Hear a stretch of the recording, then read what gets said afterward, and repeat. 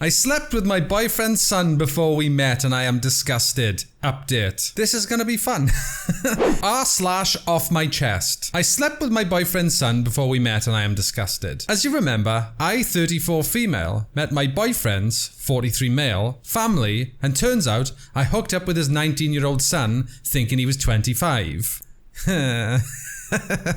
I brought my boyfriend's son downstairs with us so we can all talk. We both explained what happened, and his first reaction was demanding to know why I slept with a 19-year-old. Sounds disgusting even to type. His son then explained how he lied about his age. My ex's rage was now directed at him, and his son said he didn't know why he lied and that he's sorry. He's apologizing to his dad because he lied about his age to hook up with a girl. He should apologize to her, not to his dad. He then got mad at me again, then said that we are breaking up. I told him I understand and that it's best we block each other and move on. He agreed, but as I walked out, I heard him yelling at his son. That's all that's happened, and I'm planning on blocking him and just moving on from that drama in my life. So that's kind of a difficult revelation. You have to admit, if you suddenly start dating a woman and then you bring her home and find out that your son slept with her before you did, awkward.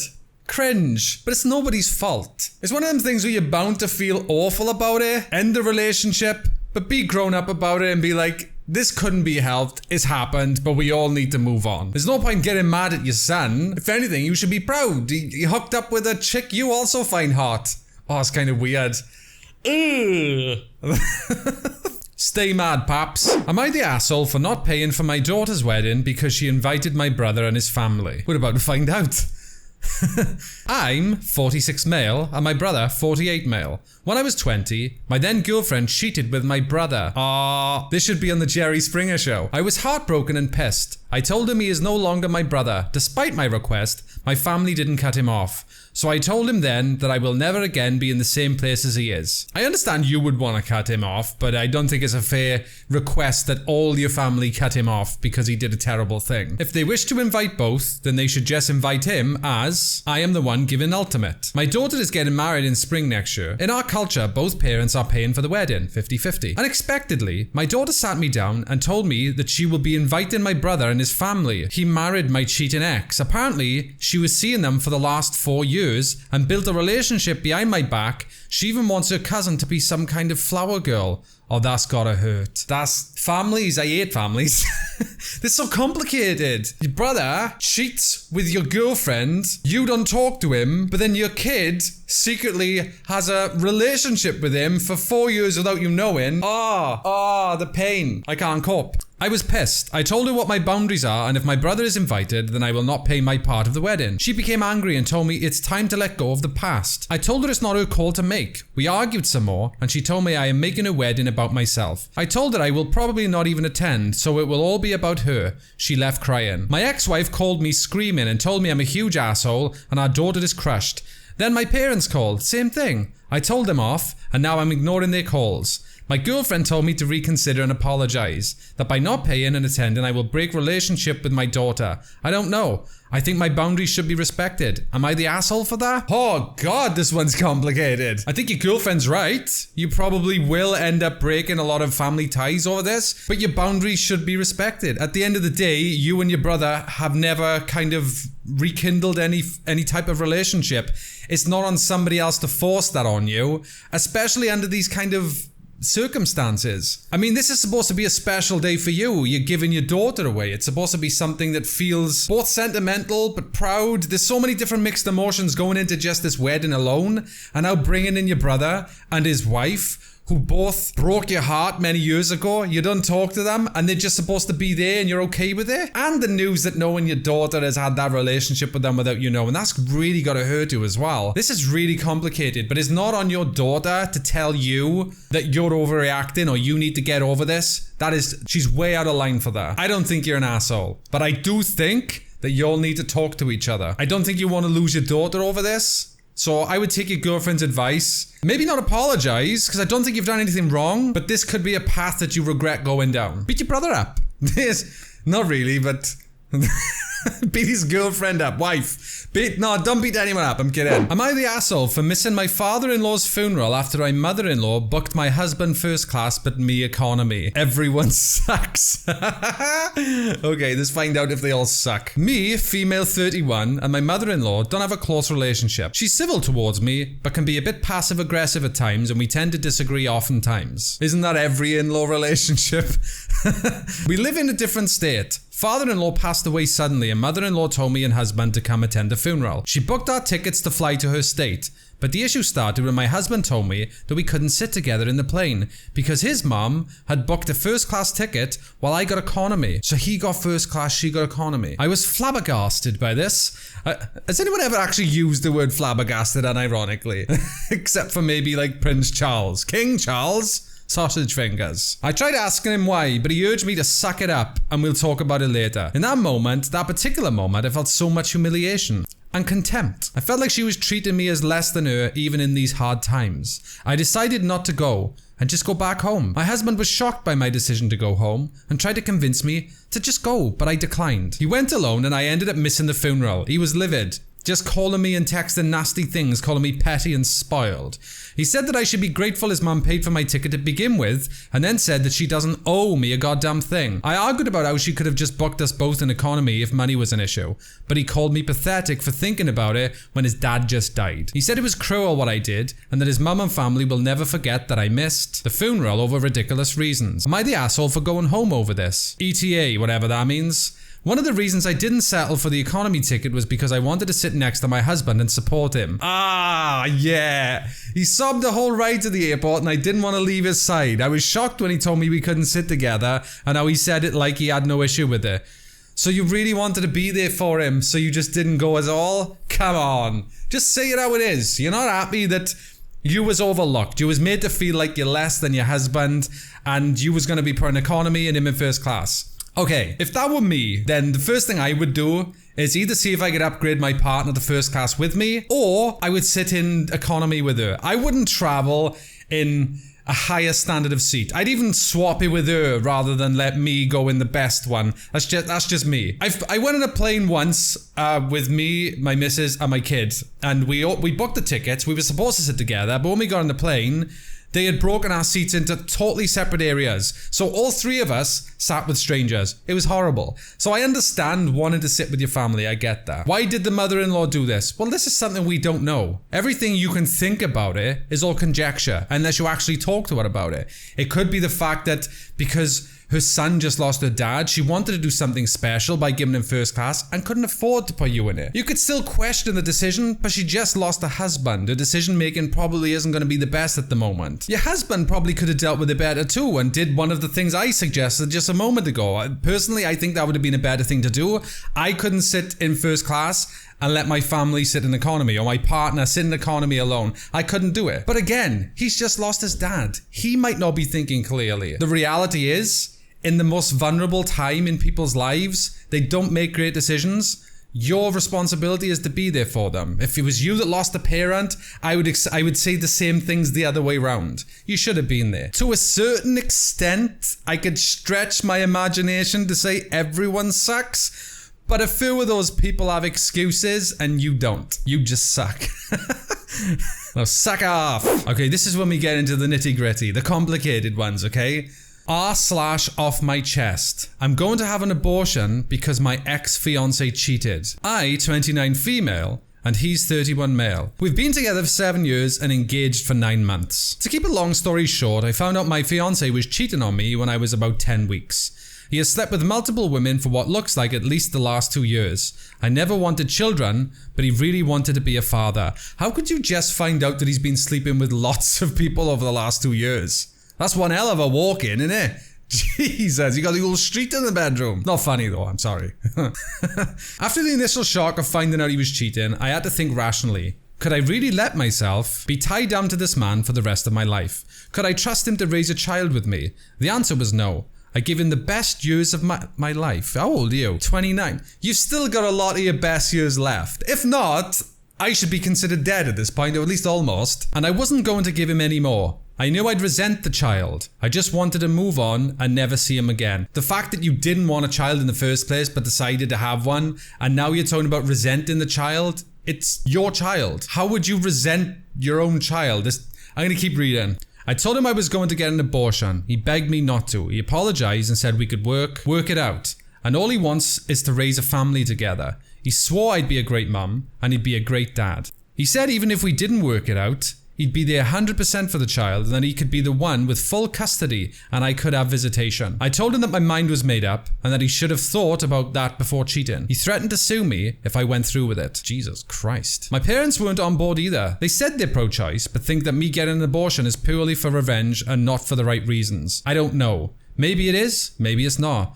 I can't have a child with this man. Not after this. I can't do it. I can't even carry the baby and give him full custody. Why should I put my body through that after what he did? Why should I give him what he wants after he's ruined me? It's scheduled for next Friday. There's not a doubt in my mind that this is what I should do. No one but my sisters and close friends seem to agree with me. My male friends are against it. My ex-fiancé is still begging me not to, and I know he's speaking to a lawyer. The next week isn't going to be easy, but I'll do what I have to. I gave this man the best years of my life. Sorry. I gave him everything I had and everything I could. You still got a lot of good years in your love. That's one thing. They just say love. Kill me for that. I never do that. I hate it. Okay, this one kind of, I feel really uncomfortable with this because she never wanted a kid in the first place. Now, just to get this off my chest, I'm not going to go on for hours about this, but I am pro-choice, okay? You should be able to choose what you do with your own body. But what bothers me is she did choose to get pregnant. She chose to have a child for the wrong reasons. And now that things haven't worked out how she thought they would, she's just like, I'm just going to get rid of it because I don't want it. I'll resent it. This is the painful part, I think, of the whole debate about pro-life, pro-choice. Is just like some people treat it as if it is nothing. Now, the guy is a piece of shit. He cheated on her and now he's like, I promise I'll be a great this and I'll be a great that. You can't promise that because you can't even be faithful. You're definitely not ready to be a mum and he's probably not ready to be a dad either. Because if he's willing to have a kid with somebody that he doesn't really respect or love, it shows that he's not mature enough either to be a father yet. It's just really difficult for me because like there is an innocent child that you're talking about as if it's nothing, and that's just difficult to listen to. So I'm not going to say anything more. I think I've expressed myself clearly enough. See if we can find a funnier one. Is it? Bloody hell. Here we go. r/confession. I've stolen about 12 grand from my dad. Probably gonna get disowned. Yeah, you probably should. Hello, just a throwaway account to get this off my chest. I already understand the huge mistake I've made, and writing this post is preparation to actually tell my dad that I have used that much of his money. Stole. My dad recently sold a property for about 231 grand, and it was in my name, so the funds were transferred to my account. It started off small, where I'd buy some stuff I've always wanted, like clothing items, then buying some more expensive stuff like a PC and other technology. So this wasn't a one-off thing where you just did something drastic and you're like, what have I done? It's like you were slowly building to extravagant spending of somebody else's money. Why is the house in your name though? I have spent around 12 grand in like 6 months, and then my dad wanted to purchase another property, and so asked me to do the proceeds to send in the funds to the solicitor, which was £204,000. My dad buys properties and then renovates them to sell on. During the last 2 months, he has probably asked me to send him around 12 grand for his costs, and there's about 3 grand left. I know he's going to find out, obviously, and the next time he calls me requesting for me to send some money, I will have to let him know I spent the majority of it and offer to pay it back over time with my wages, but I know that will delay the timings of his work, as it will be a much slower rate of like £500 a month. I've already accepted he will be very angry and probably disown me, which is acceptable with my behaviour. I feel very guilty and stupid for not thinking of the consequences and becoming greedy. Sounds like damage limitation now, doesn't it? I mean, he's made the same mistake about 400 times, but now that he's about to find out, he's like, oh, what have I done? I'm such a bad person for all this extravagant spending I've been doing for ages. Oh, I've learned my lesson. Edit. I have mentioned it to my dad and he was very angry. I offered to pay it back and he bluntly agreed, hanged up and hasn't spoke to me since. I've been made aware that I could be under bigger trouble, as my dad may have been evading tax with these properties and everything is in my name. Well, what do you know? So your dad has also been stealing money. So you know you get it from. You're both as bad as each other. Good luck, thieves. Oh God. R/off my chest. Sorry I'm laughing, but no man wants to be with an overweight woman. You're lying. Let's read this. Just no, lol. Guy here. Some of us like our women bigger. Oh wait, is this from the perspective of somebody who disagrees with that sentence? You don't speak for me or every other dude on this planet. Just because you prefer your ladies thinner doesn't mean we all do. Some of us like them bigger, or taller, or with colourful hair. Some of us like them short or with tattoos. We all got our own preferences, my dudes. Some of us like them with big asses and beards. No, I like beards. I'm kidding, maybe. Shaming women for how they look is a loser move, and shaming guys for what they look like is also pretty lame. Women are hot in all shapes and sizes and colours. Hell, guys are too. Okay, I think this guy likes to do everything. Men also come in many flavours. Oh, don't do that. And deserve the same love I'm preaching about. My bisexuality is showing, isn't it? It might be. Yeah, a little. I'm high and sleep deprived, and this post has gone off track. My point is, people are hot. Men, women, and those in between. We're all hot. And of our own preferences. There's too much negativity going around nowadays. We should aim to be more positive, yeah. And compassionate towards others. And most importantly, to ourselves. He's gonna start doing himself now. I'm hot, baby. Look at me. Anyway, I'm done rambling. I'm gonna eat my taco. Is that a euphemism? Hopefully someone needed to hear this. Edit. I said I would go to sleep, but I got distracted by looking at myself in the mirror.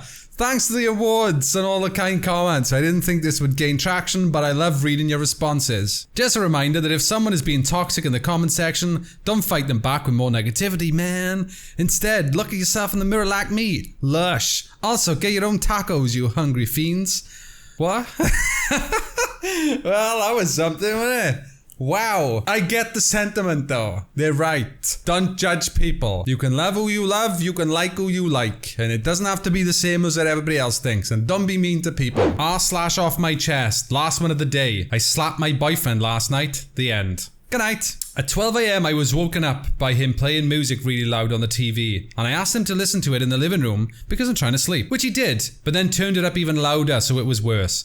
I started crying and begging him to turn it down, and he just kept ignoring me, and it was obvious he was doing it just to annoy me. He was super drunk and I yelled at him, and in return he slapped me and tried to grab me. In return, I slapped the shit out of him. Yeah. It was the hardest I've ever hit anything. It was so thrilling. I'm 20 and he's 29. He's hit me before. I've had dreams of standing up to him and going to hit him back, but my hands always freeze before I can. These dreams happen probably 2 times a week, and it feels so crushing and hopeless every time my hand freezes. The feeling of going to defend myself and then the hit actually connect was almost orgasmic. I've never resorted to violence in my life. I feel guilty that I had to do that. It's weird being proud of myself for finally standing up, but feeling like you've become the villain too. Am I going to carry this fear into other relationships down the road?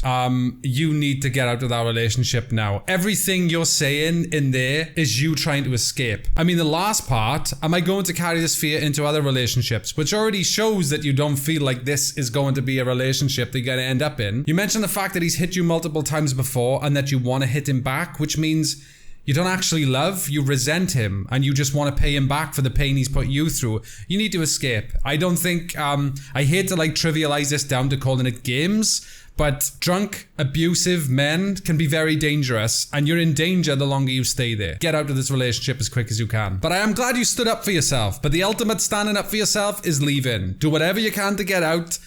Go stay with some family so that you feel safe. Just do that. Don't hit them again. Run away.